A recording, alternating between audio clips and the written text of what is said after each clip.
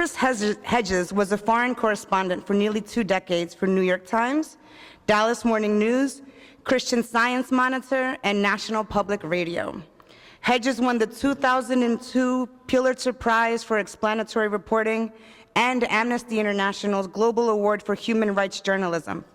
He's the author of the bestseller, American Fascists, and National Book Critics Circle finalist for War is a Force That Gives Us Meaning. Hedges is a senior fellow at the Nation Institute and a London Literary Fellow. He has taught at Columbia University, New York University, and Princeton University. Please give him a warm welcome that only the Poverty Scholars and Poverty Initiative and the school could give right now.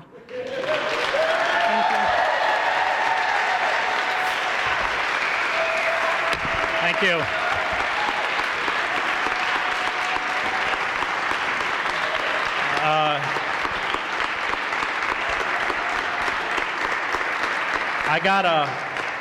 Alex sent me a list of topics I was supposed to cover in 25 minutes, which are about as broad as you could be.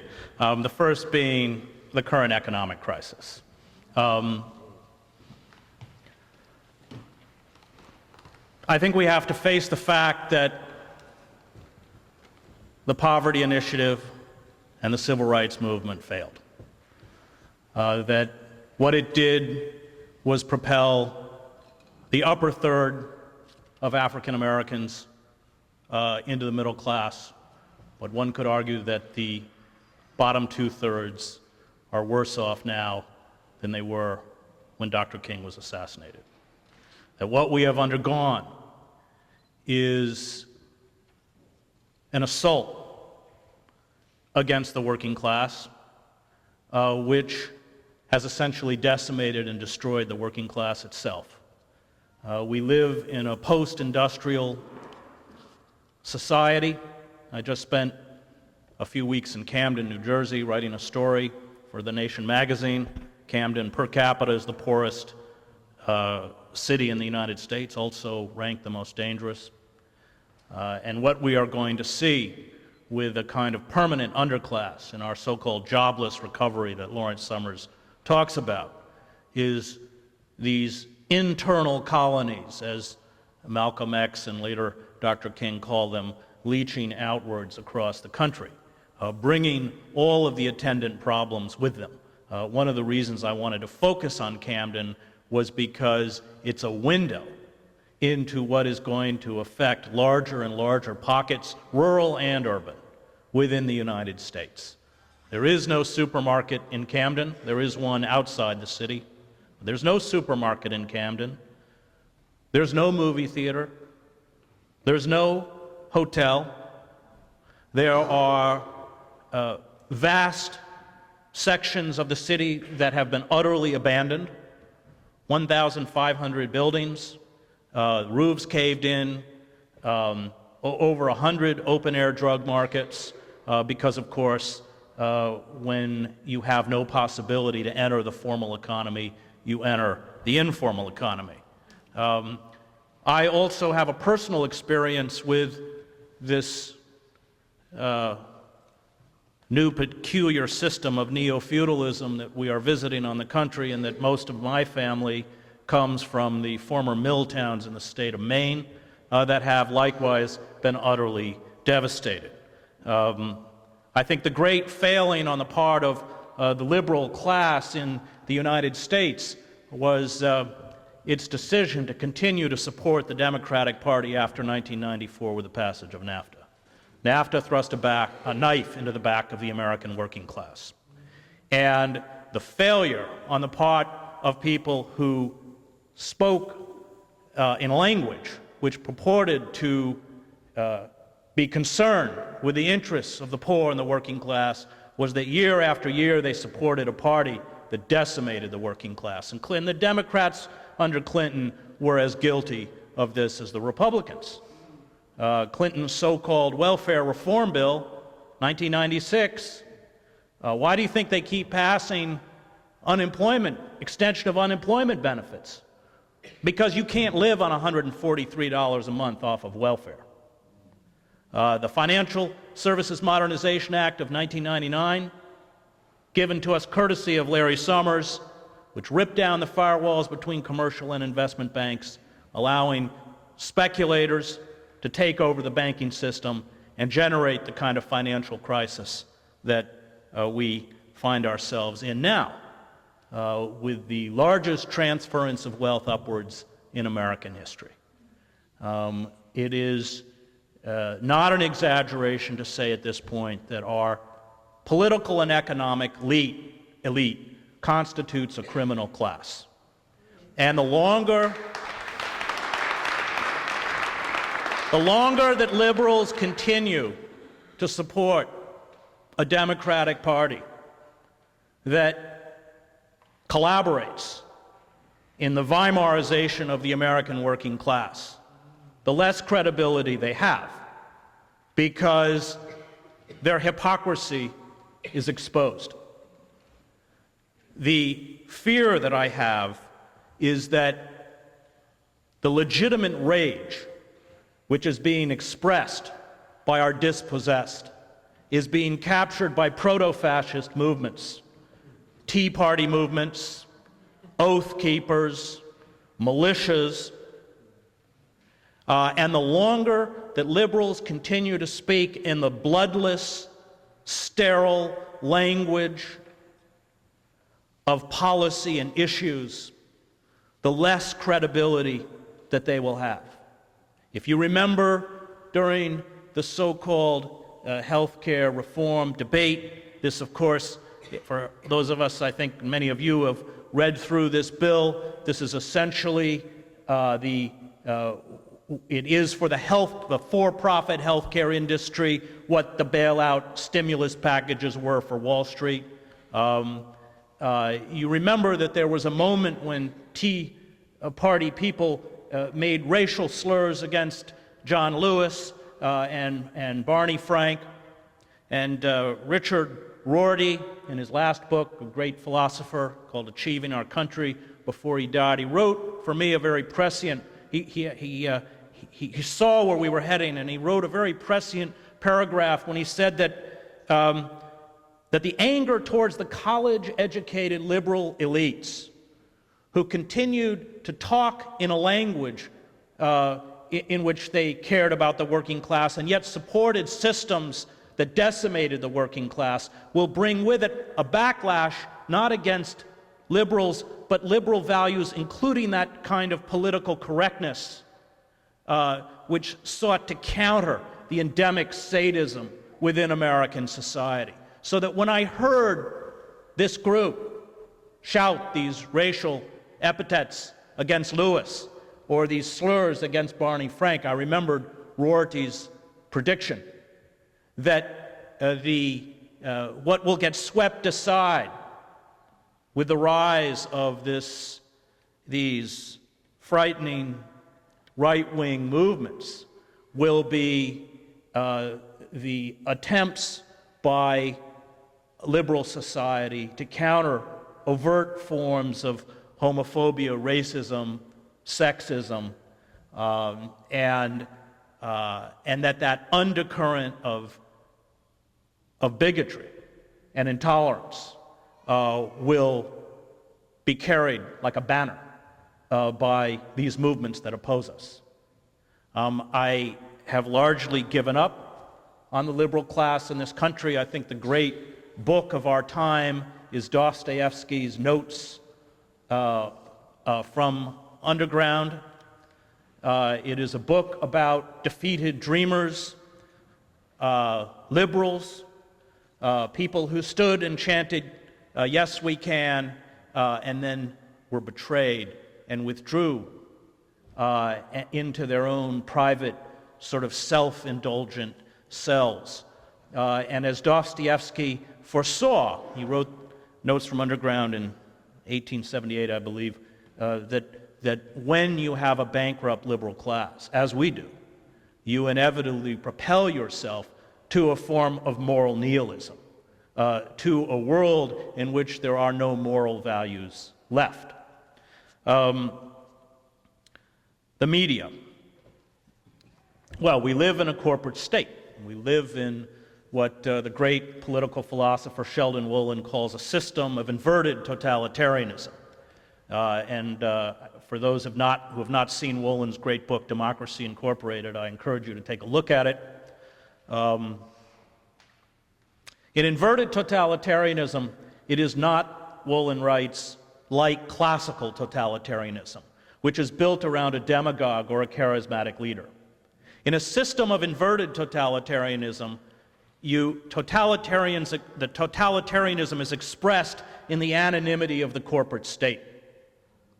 That you have forces that pay fealty to electoral politics and the Constitution, patriotic symbols and iconography, yet have so corrupted the levers of power that the citizen is utterly impotent within the system. And you see that, I think, starkly illustrated with this new administration. Whether it's the refusal to confront our permanent war economy, which is literally hollowing us out from the inside, whether it is the refusal to restore basic civil liberties, including habeas corpus, an end to warrantless wiretappings, the decision to give, through the FISA Reform Act, to protect the telecommunications companies that under the Bush administration spied on, we know, tens of millions of Americans. All that information is still, by the way, being stored. Whether it is the continuation of our imperial projects in Iraq and Afghanistan, which I can tell you, having spent 7 years in the Middle East, won't work. They are doomed to failure, number one. But number two, under post-Nuremberg laws, they are defined as criminal wars of aggression, that we have no legal or moral right to debate the terms of the occupation. And so what we have seen with the election of a new Democratic president is a codification of the assault on domestic and international law that was put in place by the Bush administration. Now, I don't need to tell everyone in this room that those pockets of Americans who suffer most have been rendered utterly invisible by the corporate media. We have about 6 to 8 corporations that control almost everything this country sees, watches, and hears. Rupert Murdoch's News Corp, General Electric, Disney, Viacom. And what they have done is impose a bland uniformity of opinion.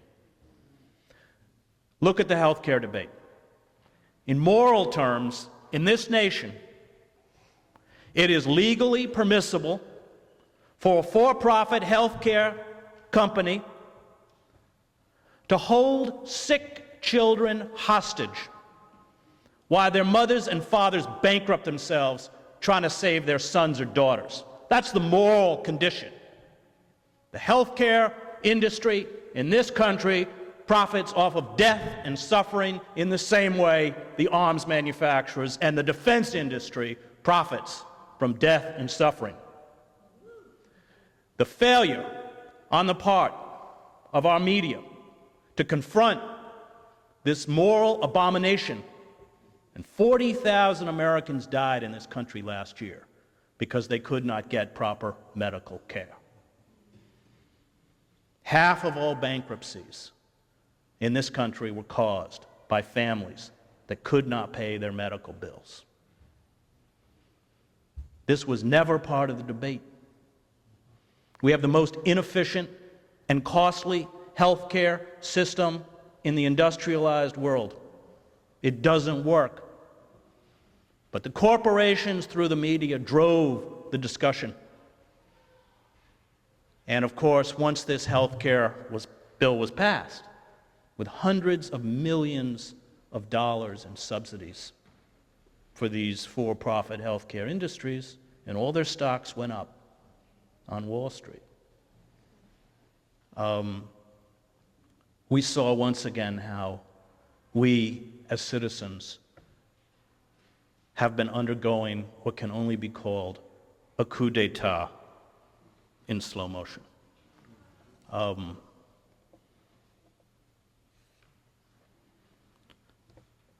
think that the failure on the part of progressives and liberals is that we forgot that the question is not how do we get good people into power. That's the wrong question, as Karl Popper pointed out. The question is how do we limit the damage the powerful can do to us. Most people attracted to power are, at best, mediocre, and like George Bush, often venal. The true correctives of American democracy never achieved formal political power. The Liberty Party that fought slavery, the suffragists who fought for women's rights, the labor movement, the civil rights movement. By 1968, Martin Luther King was the most important president this country ever had. Because when he said he was going to Selma, 50,000 people went with him. It is not our role to take power. It is our role to make the powerful frightened of us. And that's what we've forgotten. Give up that dream.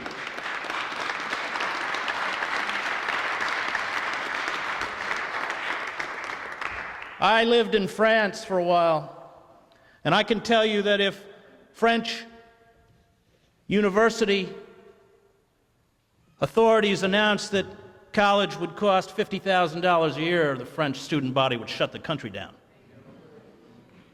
That's the kind of power that we have to reclaim. Power that is centered around moral issues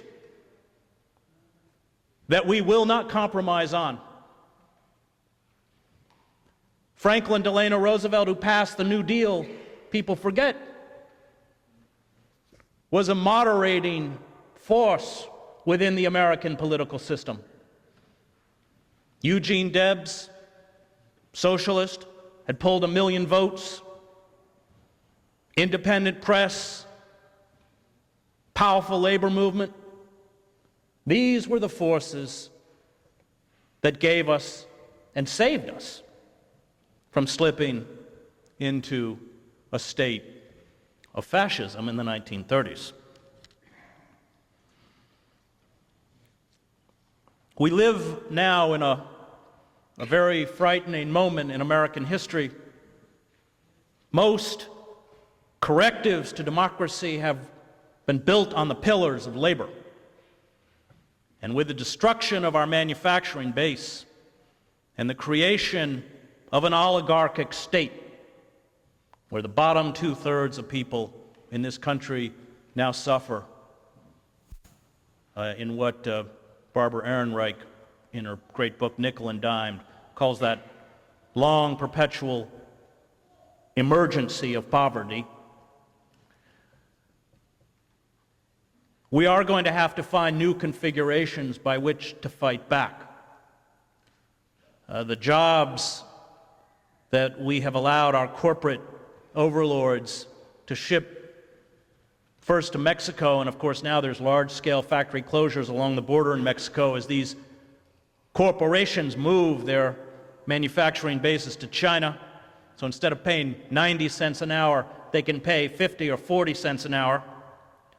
And I think that that's where your initiative becomes extremely important, because there will be larger and larger internal colonies,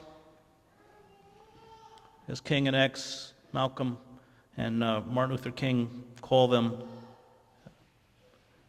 within the country, where people will live in profound desperation, and that act of mobilizing these people will become crucial in the months and years ahead, because there is a countervailing force which has latched on to this legitimate rage, and a bankrupt liberal force that refuses to recognize this rage's legitimacy.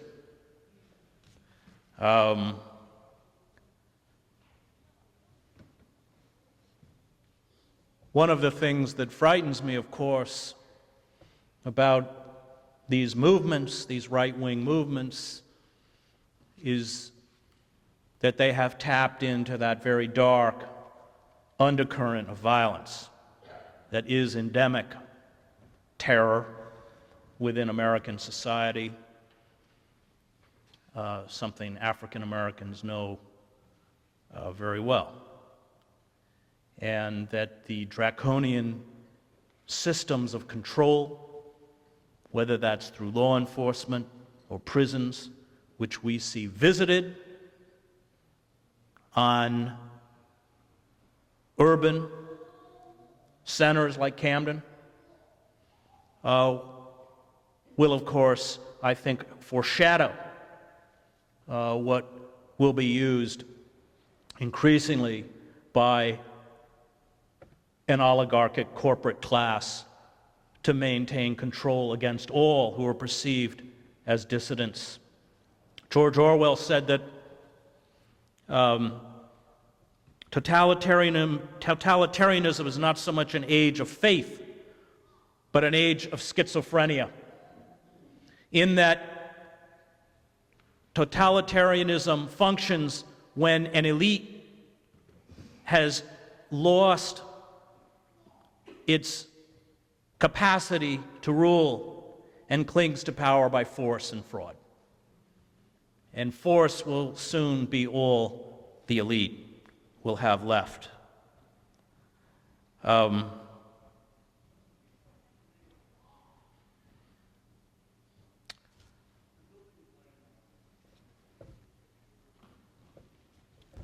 not sure how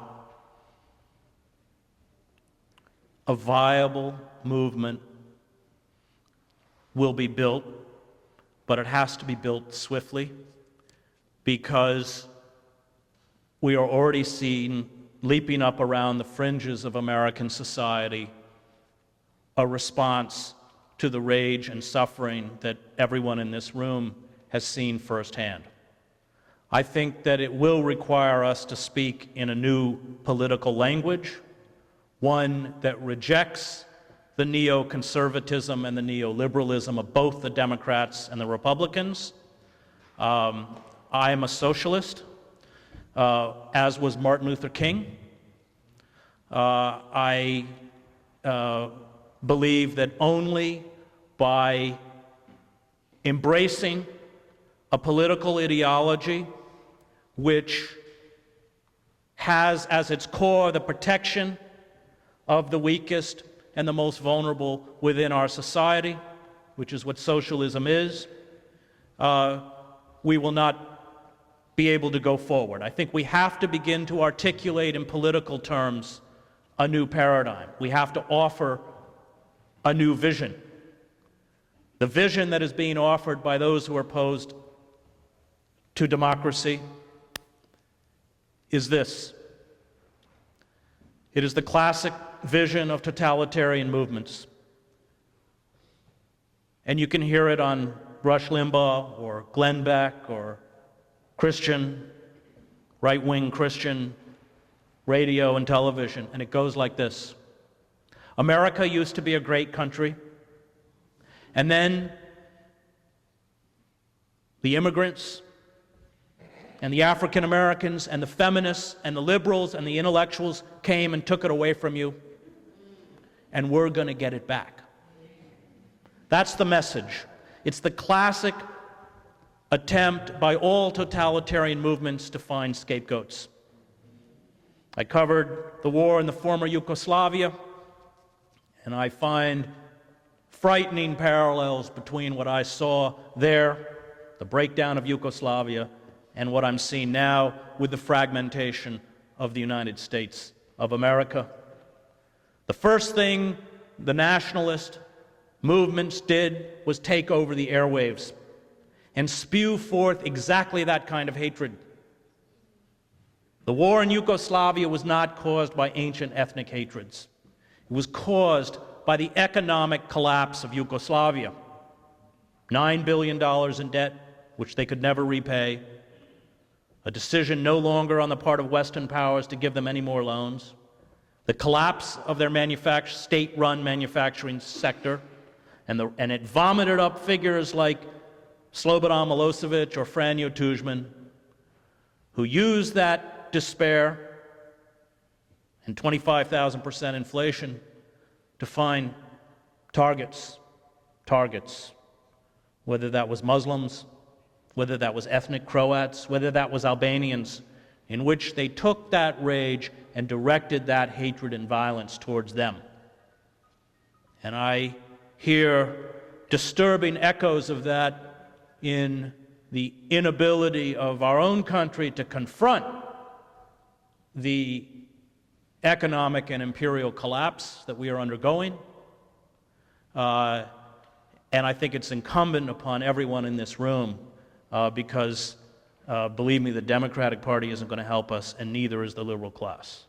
It is incumbent upon everyone in this room to begin to articulate to others that in order to confront the poverty and despair that is gripping tens of millions of Americans, 40 million Americans live now in poverty, tens of millions more in a category called near poverty. We have to confront the political system that has destroyed our country. Thank you.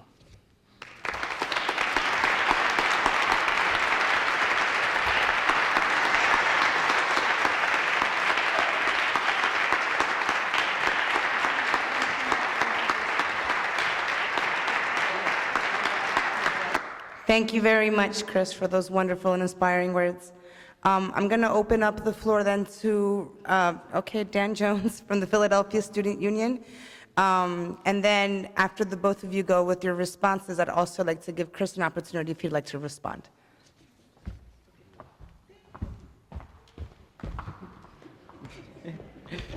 Hello, everybody.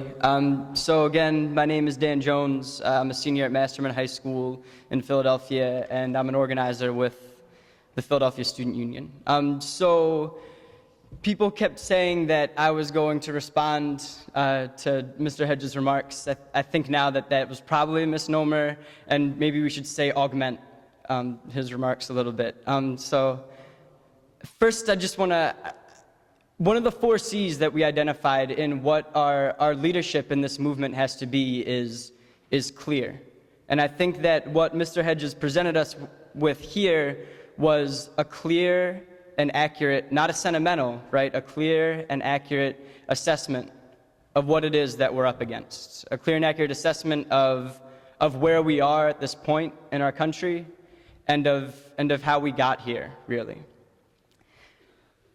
Somewhere where I hope what he said was less clear and less accurate was in some of the predictions that he made. And I'm actually convinced that those things will not come true for the simple reason that we won't let it happen. And I think...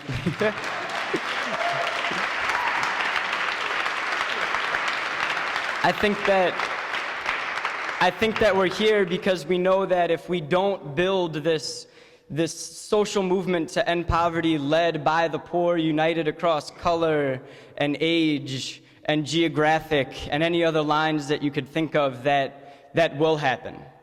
And that's why we're here at this gathering. That's why we're planning this strategy, because we're going to do something about it. And so Mr. Hedges also said that he knows that there has to be a viable movement, but that he's not sure what that will look like. And so maybe this is where the augmenting can come in, because we've done a little bit of thinking about that over the past couple of years. So I think that something that's important that we identified here is that this movement must be led by the poor. The poor must be the leading social force in this movement. And the reason for that is something that was identified a couple times here tonight. It's something that I think King came to understand, is that a social movement will not be successful unless it is led by the people most affected by the ills that it is addressing. And I think that we cannot ignore that. Thank you. Yeah.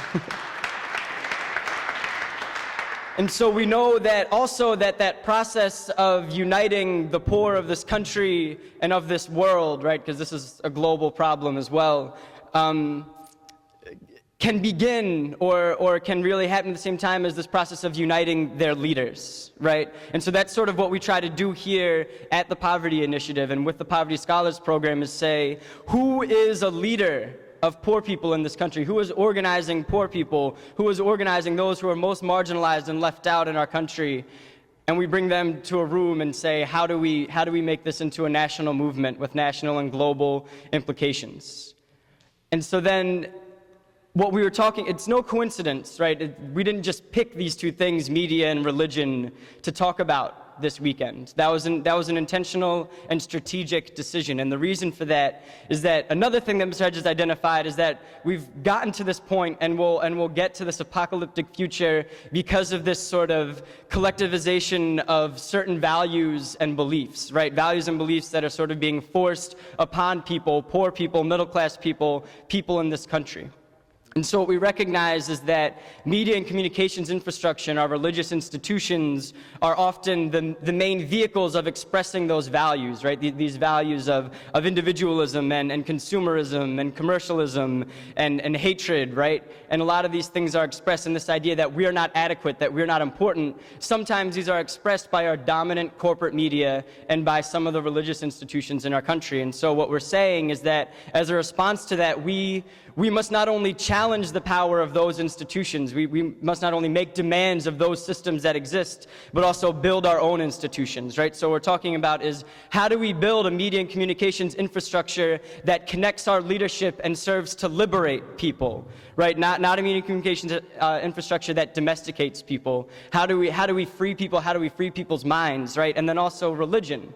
People said earlier that religion has been used to oppress a lot of people in this country and all over the world. And what we're saying is that religion is as much a liberating force as it is an oppressive force, right? We developed this idea of liberation theology and this idea that if we're going to speak the language, it's interesting that Mr. Hedges brought up this idea of language, because we were just talking about this earlier today, and that we can't be speaking a different language from the people that we're trying to organize. And so those people in the Tea Party, somebody said earlier today that those are our people. Those are poor people. Those are people that we need to be organizing, right? No matter what they're saying now, those are people that are an integral part of our movement, because they're expressing their dissatisfaction and they're expressing their dispossession. So what we're hoping to do is that the way to speak the people's language to the people is through religion. People have really, really deep and serious ties to religion, and that's real, and it's beautiful, and it's a wonderful thing, and that must be serving to liberate people, and the media must be serving a similar function. So, did that explain a little bit about what we think this movement might look like? This idea of the, yeah, great.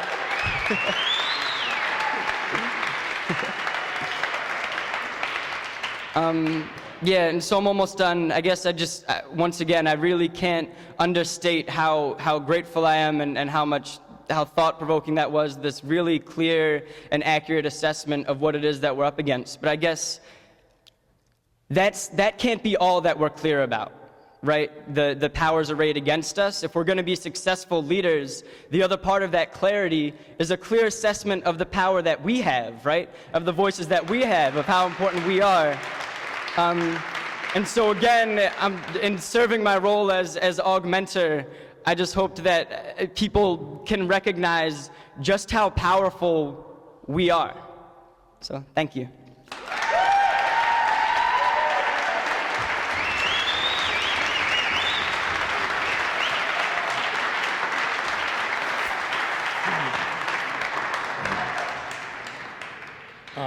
I'm getting old. My name is Ronald Blunt. I'm with the Taxi Workers Alliance of Pennsylvania. And Chris, I'd like to thank you so much. Dan, I'd like to thank you as well. I mean, this is really great. I learned a lot. I mean, this is a great education. And it goes back to like what we're trying to do here at Poverty Initiative. Like we're trying to like train and educate each other about what's going on, what we face, and just bringing poor people together and working class people together so we can understand what we're up against. And we do a lot of stuff like studying the economy, looking at each group, what we have in common, and trying to build a connection. And what we have learned, like from other movements, like they had like single leaders, or like Martin Luther King was the head of the civil rights movement, so to speak. And when he left, how the movement fragmented, and how it couldn't move, how the poor people's movement couldn't move forward. So it's our hope that we can create many leaders, so they just can't target just one of us. I had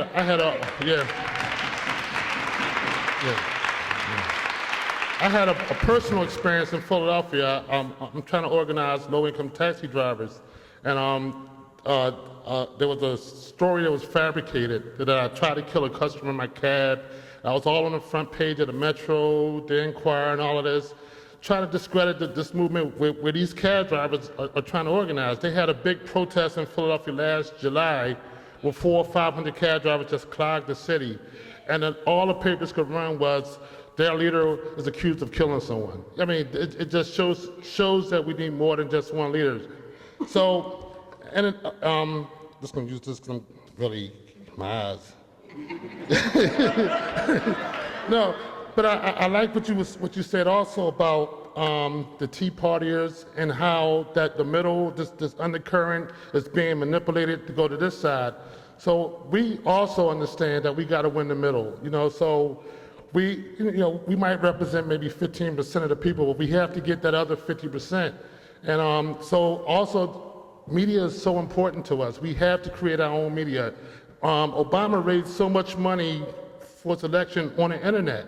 We may not have the money as Fox or CBS and all that, but we can do internet, we can do blogs, we can do YouTube. There's other ways that we can connect with other poor people here. So I do think there is going to be this new and unsettling force, and I think that we represent a lot of it, and we just got to keep connecting. As the people feel this crunch, we got to make sure that we're organized and educated enough to handle this, to bring them to this side. We cannot allow this country to become fascist. I got to repeat that. We cannot allow this country to become fascist.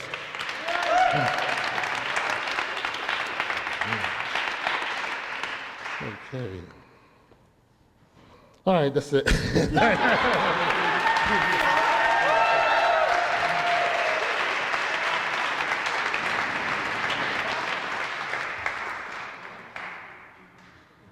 If you would like, we can have some more questions. Well, someone, maybe it was you, said religion was important. I think religion is vital. I was talking to James Cone, who teaches here at Union and who I respect immensely as one of our premier theologians and moral voices. And something James told me, was reminded of something James told me at the beginning of this event. I think we are going to face a very long and dark period. And I think that we have to look at resistance through the lens of faith, that there are moral imperatives that we are called to, even if every step of the way it appears things are getting worse. Camus wrote about this in The Rebel. That in order to retain our dignity and integrity, we must rebel. And I think we have to look at prolonged periods of human suffering even slavery, to look at what kept that dignity, integrity alive. And James told me, don't discount music.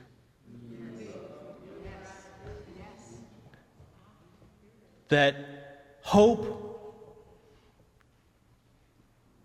we can't have the illusion of hope. We have to have the capacity to see the forces around us for what they are. I was a war correspondent for 20 years. We didn't use the word pessimist or optimist. We looked down at the end of that dirt road and tried to figure out what weapon systems were there and what their capacity to do us harm were.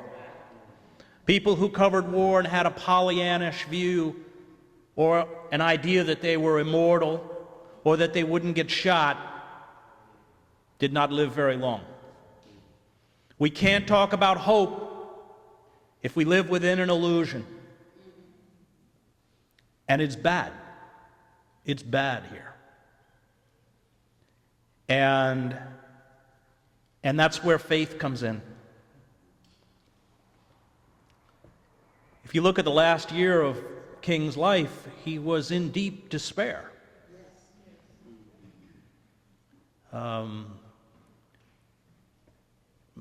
David Halberstam interviewed King a month or two before he was assassinated and said he sounds like a nonviolent Malcolm X.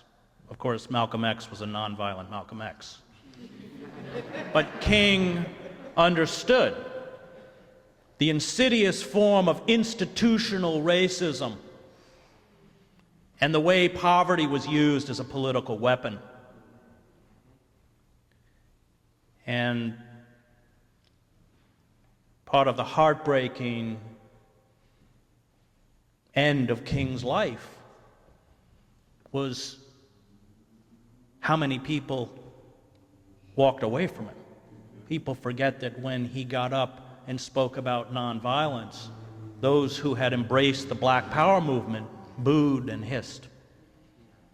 That he went to a retreat a month before he was assassinated, and even members of his own staff began to question the efficacy of nonviolence. And King said, I take nonviolence to be my lawfully wedded wife, in sickness and in health, till death do us part. And some of those who were closest to him walked away from him. I've seen violence, more violence than any human being should see. And once you embrace the tool of violence, as King understood, you become contaminated, even if it is purportedly in a good cause. And so it is that moral imperative, that quality of faith that says, after my life struggle, years of it, maybe everything around me, all the ostensible signs of reality illustrate that everything I've stood for has failed. And we are saved by faith. Faith that it has worth and meaning, that maybe we won't see it even within our lifetime, but that by holding fast to these moral imperatives, we have the capacity to stand for those who come after us as an invisible witness. And I'll end by telling you about my invisible witness, which was my father, who was a Presbyterian minister, a veteran of World War II. I grew up in a small farm town in upstate New York, where Martin Luther King was one of the most hated men in America. And I watched him stand in his pulpit in defense of King, As a young boy, as people who walked out of his sermon, he was a pacifist. He'd been a sergeant in North Africa in the Second World War. He told me that if the Vietnam War was still being fought when I was 18 and I was drafted, he would go to prison with me. I still have this image of sitting in a jail cell with my dad. And finally, he was a proponent of the gay rights movement in the 1970s, calling for the ordination and marriage of gays, preaching that love was a sacrament, and that any church that did not administer the sacrament to two people who were in love did not deserve to call itself Christian.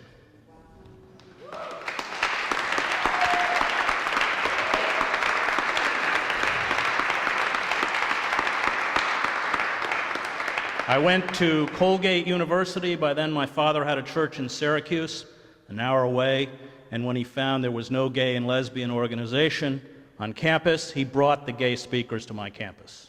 And I would sit around these, I have to confess, one of the most deeply committed heterosexuals at Colgate, these groups, with my dad and gay activists, talking about other ways of being, and this finally led to gay and lesbian students confiding in my father that they were too uncomfortable to publicly form an organization, a problem my dad solved by driving down one day, taking me to lunch, and telling me that I had to found it. So I founded the Gay and Lesbian Organization at Colgate. I used to go into the dining hall and the checker would take my card for breakfast, lunch, or dinner and check off the box and hand it back and go, faggot. So I made it my undergraduate mission to seduce his girlfriend.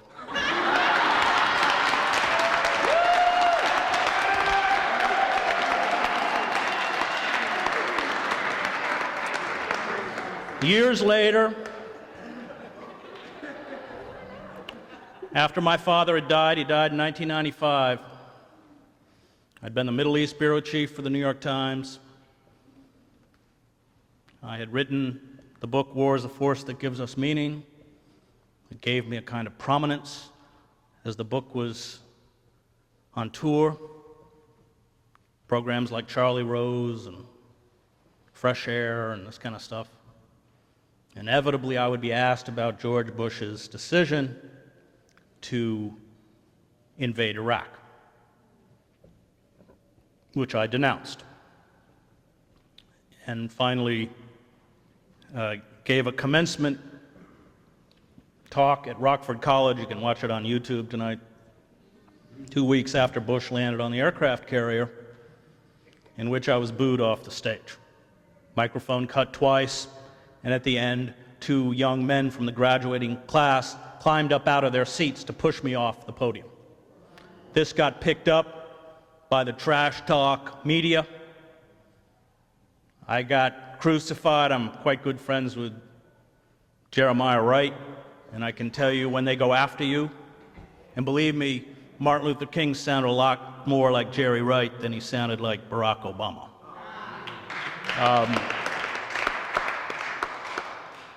And the paper was forced to respond, and they called me into the office. I'd been 15 years with the New York Times. I'd been part of the team that had won the Pulitzer the year before. And they gave me a formal written reprimand because we were guild that said I was no longer allowed to speak about the Iraq War. I had to impugn the impartiality of the New York Times. And I realized as I sat there in that office, and I'm not going to pretend it was an easy moment, it's not easy to lose your job. I was faced with a choice. I could muzzle myself and pay fealty to my career, but to do so would be to betray my dad. And I couldn't do that. And I quit. And when I walked out of that building on 229 West 43rd Street for the last time, I realized that what my father had given me was freedom. Thank you.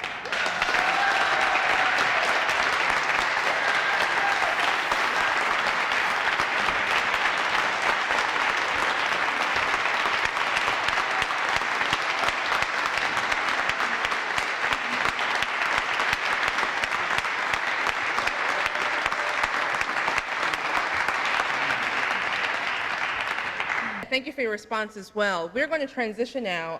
Actually, Chris, I need you to come back up so you can take some of the questions from our poverty scholars. And I'm going to transition this over to Desi, who's going to handle those questions. So Chris, if you could come up. Thank you. Hi. My name is Alicia Swords. I'm from the Tompkins County Workers Center in Ithaca, New York, also upstate. You've studied a lot of movements that sound like what you've called neo-populist movements, and I wonder if you could tell us a little bit more about some of their tactics and what we might be able to learn from them.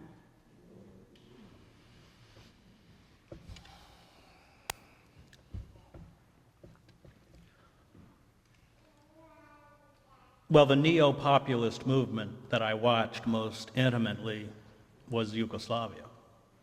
And unfortunately, what they did was take over the electronic systems of communication, television and radio.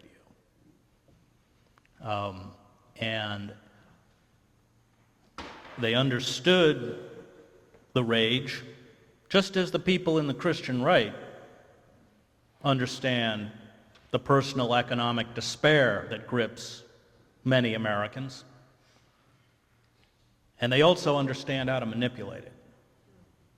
And that's what I find terrifying. And I see the liberal class. I mean, pick up The Nation. Every week it's another cloying letter to Obama, begging Obama to be Obama. This is exactly the wrong way to go. That anger, and I see it within members of my own family in Maine, is a legitimate anger. It is legitimate against a system that is creating, has already gone very far in creating a system of neo-feudalism. And one of the things that worries me is that these megaphones of hate are poisoning the civil and political discourse, fragmenting the society. I mean, the most politically astute class in America has traditionally been African Americans because they're not as easily fooled by the white power structure. And what have we done to them? I teach in a prison in Wagner. I've taught at Princeton, I've taught at Columbia, and I've taught at NYU. And in terms of levels of intelligence, well, I'm not going to diss Princeton on Columbia. One sees the thing about being poor in this country is that you don't get a second chance. If you're George Bush, you get chance after chance. You can be a cocaine addict, you can be a drunk driver, you can walk out on your National Guard service and go AOL. It never matters. There's daddy's got the money to buy it off over and over and over. That's the difference. But when you're poor, one strike, you're finished.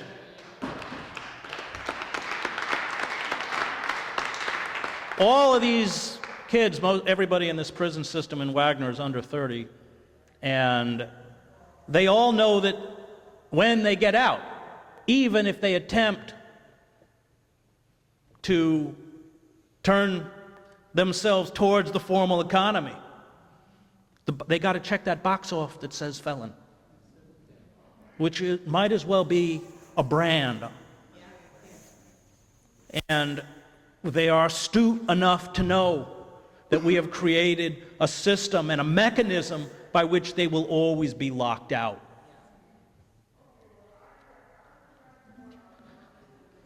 So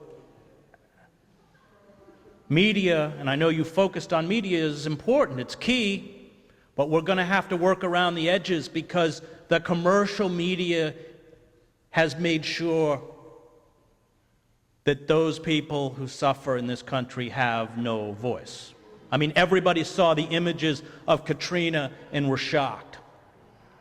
Take the train from Trenton to Camden. It's just one hollowed out factory after another. It looks like they've been bombed. Whole sections of the country are like this. Ohio, Youngstown, Maine, where I'm from. And we don't see these images, nor do we hear the stories of the lives of these people. And the commercial media wants it that way. They want to divert us with garbage and celebrity gossip and trivia and John Edwards and Tiger Woods and Michael Jackson. And so we're already fighting with our hands tied. I mean, you know, that is the harsh reality. I mean, you're right about media, but they've got the money and we don't. And they've locked us out.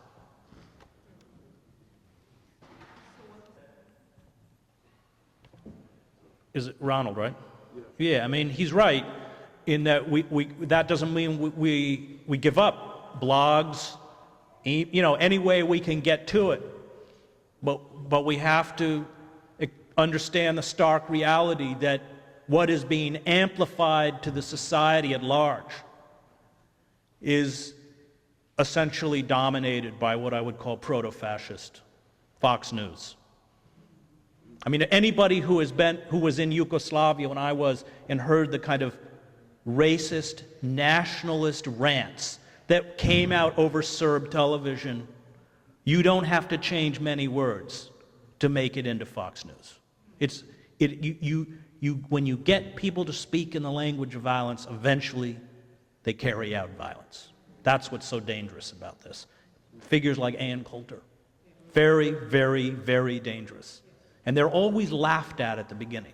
People forget that Slobodan Milosevic was very funny. Funny, in the same way Coulter's funny in a kind of sick way.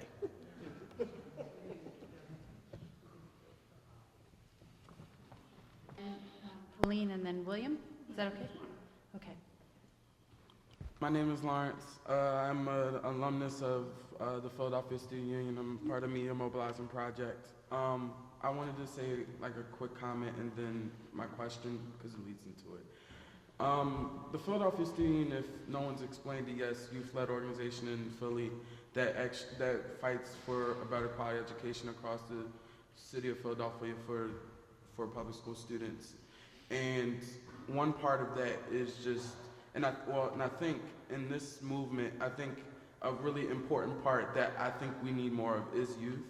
I think we have the student union, we have Team Dog, we have people from Iowa, with Jessica, and I think that's great, and I think we need more. We have so many representatives around here, and I think we need more youth involved because what we're doing in Philly is really powerful. What people are doing in West Virginia and Iowa and Baltimore is really powerful, and we need to consolidate that with this movement of media and religion, and I just think that's really important. I wanted to say that really fast.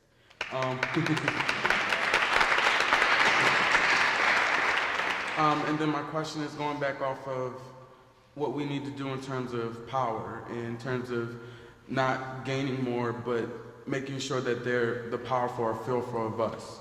What do you think are like the next steps for that?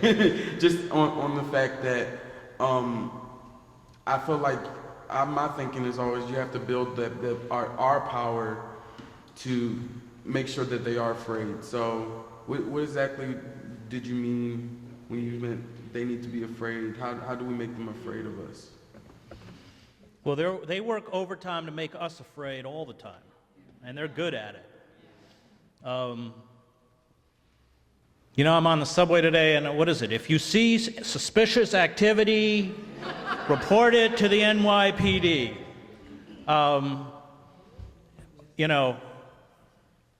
orange alert level. We're all standing like sheep in the airport. These are social conditioning mechanisms. Don't minimize them. They want us to be afraid. And they work overtime to make us afraid. And the first step is not to let them do that. Put 400 cabs in the center of Philly. That's pretty good. You got budget cuts in the Philly schools? You must, right? It's awful. To the extent that you can make those in power uncomfortable, even in small ways, you begin to succeed. Because I think the fact is the people who have power in this country are not legitimate. They do not represent our interests. In the 17th century, speculators were hung. Today they run the government, and they consume billions in taxpayer dollars. No, really. What Goldman Sachs? It's a casino operation. And you know where they all come from? Columbia, Princeton, our great elite institutions. Yeah, what Ward Churchill call them? Little Eichmanns. They have dynamited the very foundations of our society.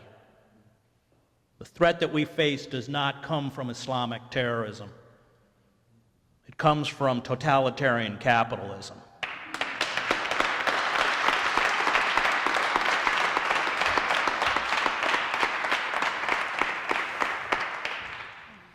I heard you. I'm William Cerf from the Restaurant Opportunity Center in New York. I think, Mr. Hedges, you indicated that this was going to be a long battle, that it might even be bloodier than what maybe I had imagined. Just based on your coverage of Eastern Europe and the so-called breakup of Eastern Europe, so-called democratization of Eastern Europe, perhaps you could look and maybe look at your crystal ball and see if you can look ahead and see, do we really have a really bloody future in which, these two young people are going to be the people who really end up fighting the battle? I covered the fall of East Germany, Czechoslovakia, and Romania. And on November 9th, which was the day the wall was breached, all the East Germans poured over the wall that night. I was with the leaders of the East German opposition, most of whom were Lutheran pastors. And I remember them saying to me, maybe in a year there'll be free passage back and forth across the Berlin Wall. A few hours later, the wall didn't exist. That was a very important lesson for me. I covered the first and the second Intifada by the Palestinians. One can sense the mood, the rage, the aspirations around you, but none of us could have predicted that what would trigger the first Palestinian uprising was when an Israeli military truck slammed into a van carrying day workers, Palestinian day workers, killing 6 of them, which provoked rioting in the refugee camp in Jabalia that spread outwards. So the lesson that I grasped as a reporter was that while a good reporter can feel those palpitations, no one, even the purported leaders of movements, can understand how it will play out. So I can't answer that. There are so many indeterminable factors. Suppose China stops buying our debt. We sell $2 billion of debt a day to the Chinese, and have for the last decade. At some point, it's going to end. We have $12 trillion in debt. We're soon going to have to be selling about $96 billion in debt a week. If China stops buying that debt, Then the buyer of last resort will be the Federal Reserve, which is the equivalent of printing endless amounts of money, which means the dollar becomes junk. Once hyperinflation hits a country as it did in Yugoslavia, all authority loses all legitimacy immediately. The moral order is turned upside down. The honest, the industrious, people who put their money in a bank for retirement are wiped out, and the profiteers, the gangsters, and the speculators walk away with millions. What happens? I covered Al-Qaeda out of Paris for a year. I never interviewed an intelligence chief who used the word if when talking about another terrorist strike on American soil. It was always when. What happens, and believe me, we're over there in Afghanistan and Iraq and Yemen. We are the best recruiting weapon that Al-Qaeda has. What happens when a bomb goes off on the New York City subway? Or a bomb goes off in the Lincoln Tunnel? Something's going to happen. What's the reaction? I'm terrified. The things we say about Muslims in this country are so patently racist and false. I'm terrified for Muslims in this country. That backlash of anger and violence will be directed against them. So that's a long answer, but it's a way of saying that I don't know, and nobody knows. I only know the fuses that have been lit and the dangers that we have ignited, but I don't know how it's all going to come down. And no one does. But all of those elements are very dangerous. I'm Robin Bingham, and I'm with the United Workers, and we're have a poor people's movement in Baltimore to end poverty through a poverty zone initiative at the Inner Harbor, trying to get developers to respect the human rights of the workers that work in their developments. And we have one victory, which is the winning a living wage at Camden Yards, the baseball stadium for the cleaners at Camden Yards. And we've been talking a lot this whole weekend about strategy and how do we pile up on those wins. And the United Workers sort of has a little bit of cachet because we actually do have a win. And the way we won that win was with a hunger strike, or the threat of a hunger strike, which nobody in the powers that be wanted. And when it actually was about to happen, people pulled out the stops to keep it from happening, meaning that the governor, the mayor, all the people who are running for office because it was an election year came out in support of the United Workers, and it led to a victory of $11.75 an hour at Camden Yards.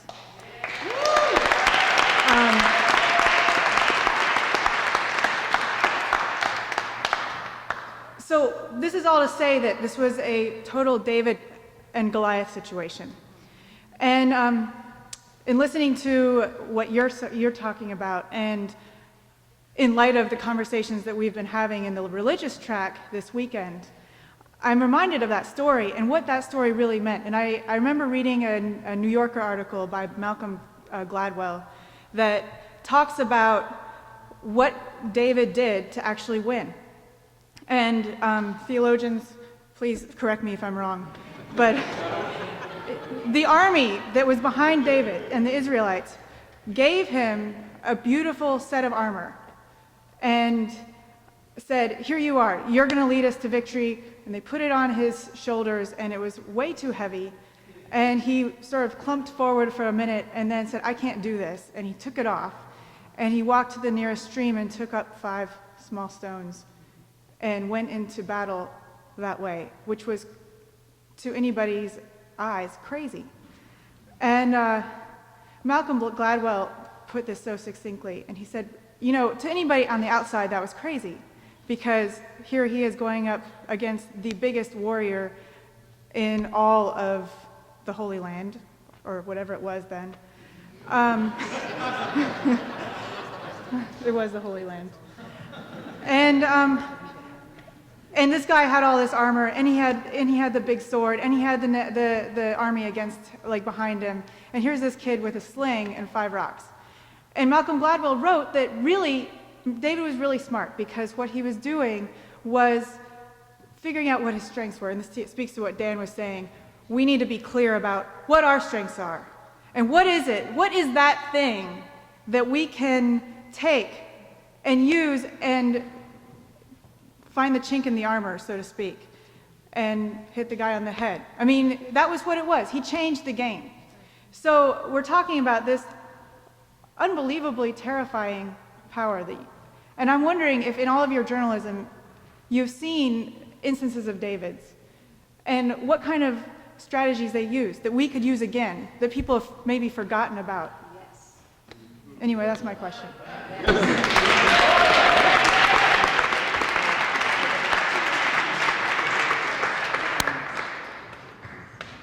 When I covered Sarajevo during the war, I was being hit with 2,000 shells a day, constant sniper fire, 4 to 5 dead a day, 24 wounded a day.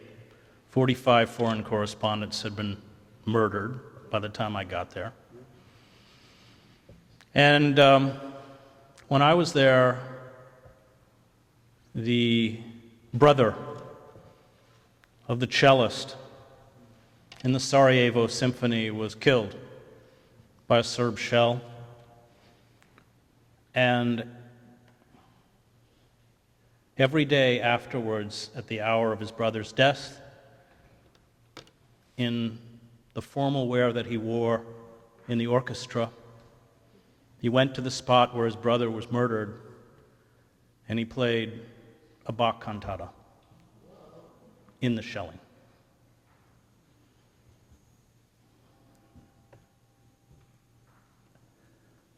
It didn't stop the shelling,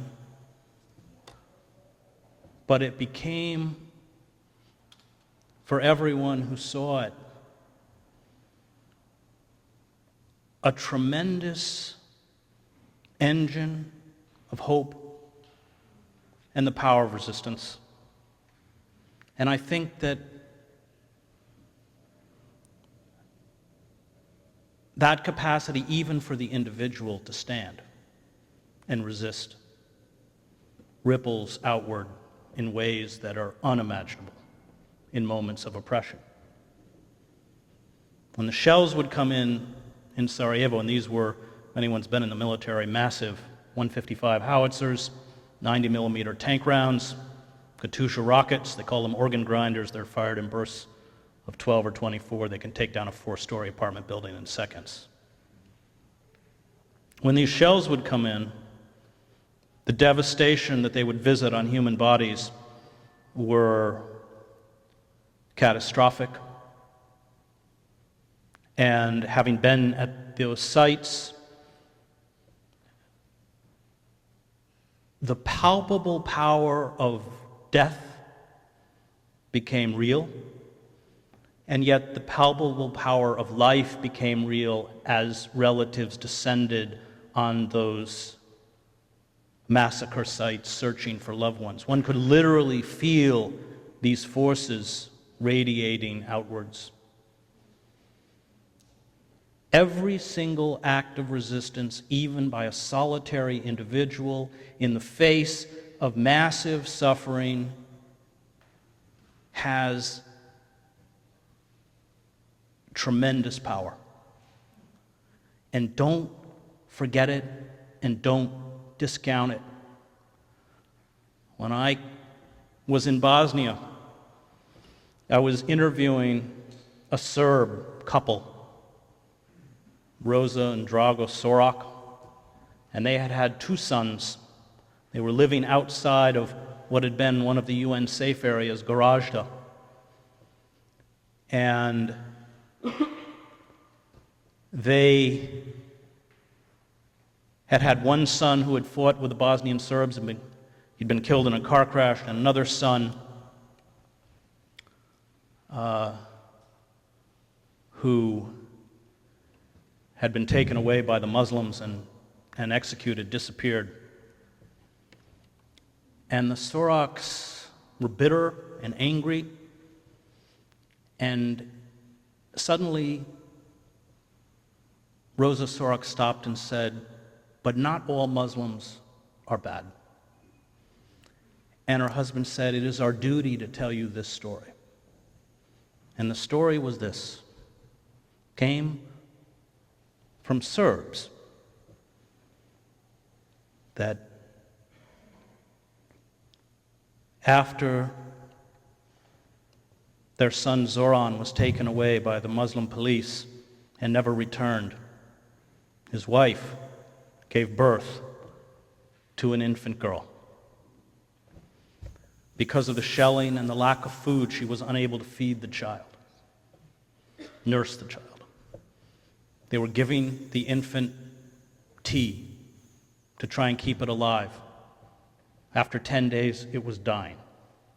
The child was dying.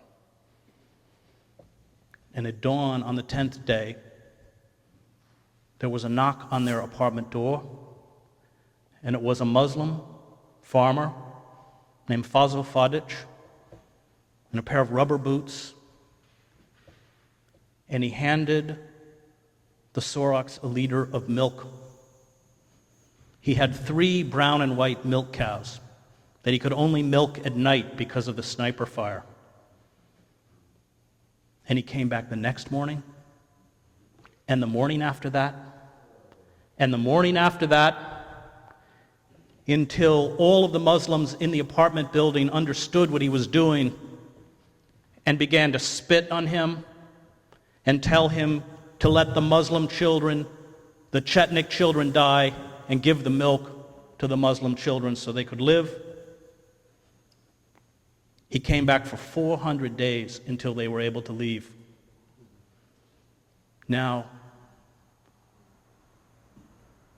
that girl will grow up and know that she is alive because of a Muslim farmer who she may never meet. He bore witness to everybody within Garajda of another way of being, another way of community, another way of speaking. After I heard that story, I went to Garajda and found him. And his cows had been slaughtered at the end of the siege for the meat. His house had been destroyed by a Serb shell. He was living in a basement, sleeping on newspaper, and collecting worm-eaten apples from an orchard and selling them on a sidewalk by day. And when I found him and told him I had seen the Soraks, the first thing he said to me, "How's the baby?" In that act of resistance lies an ocean of hope. Every act of resistance that clings to a moral imperative is able to defy all the evil Goliaths that stand before it.